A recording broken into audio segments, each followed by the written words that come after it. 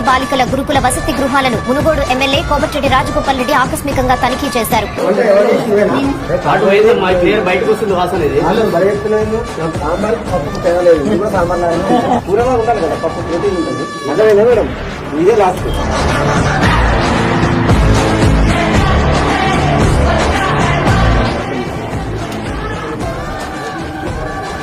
ఫుల్గా